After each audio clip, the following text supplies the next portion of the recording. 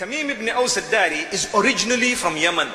There was a flood that occurred in his area which made everyone run, which means they went out of that area of Yemen and they ended up in what we know today as Palestine. Subhanallah. So this man was in Jerusalem, and it is reported that he settled in Bethlehem, and he became a very big priest, because some of the people became Christians, some remained on that idol worship, and some became Jews, and some did other things. He was from amongst those who was impressed by Christianity, so he became a Christian, and he became a priest, and he became a monk, and he used to teach the people in the monastery, and he did so much. And he says, I used to teach people about Christianity. I used to try and search for the original teachings of the Bible, the Old Testament, the Torah and the Injil.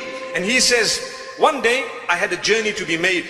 So I went out, and at nightfall I was still far away. So I decided, no, let me rest at this place. And I found myself in a valley where there was mountains. And for the first time I felt so scared, because I know about jinn. May Allah subhanahu wa ta'ala protect us from the jinn and even from the evil of mankind. Ameen.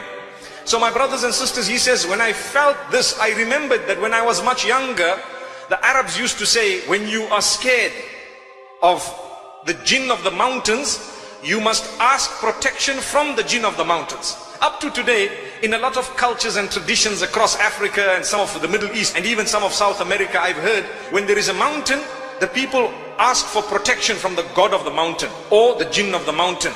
So he says, I was trembling, although I myself was a monk, but I said to myself, A'udhu bi sayyidi hadha al-wadi, which means I seek the protection of the chief jinn of this particular valley.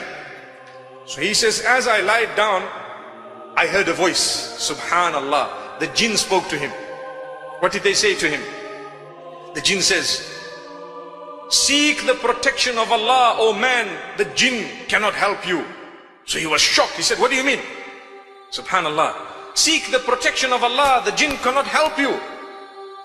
And he was surprised. The jinn says, there is a messenger from amongst the unlettered who has come out in Mecca, and he has brought a book, the completion of the Old and New Testaments. It is the final testament. He has come out, we have heard it, and we have accepted the message. The man was shocked. So he said, A'udhu Billah, I asked the help of Allah, and so on, and he slept the night.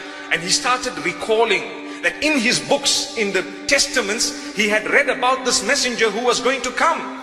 And the description was that of Medina Munawwara. So he's trying to add the two together. The following day he got up and he went back to his area. He went straight to the chief monk and he asked him, look, this is what happened to me last night. He says, it is very true. There should be a messenger. It's about time he has come out, and he will probably be in that area. So he says, I started gathering some of my friends, and we gathered a group of people. It was the 9th year of Hijrah. And subhanallah, he says, we arrived in Medina Munawwara. We looked at Rasulullah sallallahu alaihi wasallam, and immediately I told him, I bear witness you are the messenger. Allah is one. There we are. Subhanallah. So who invited him to Islam? It was the jinn. Subhanallah. Temim Ed-Dari. Temim Ed-Dari.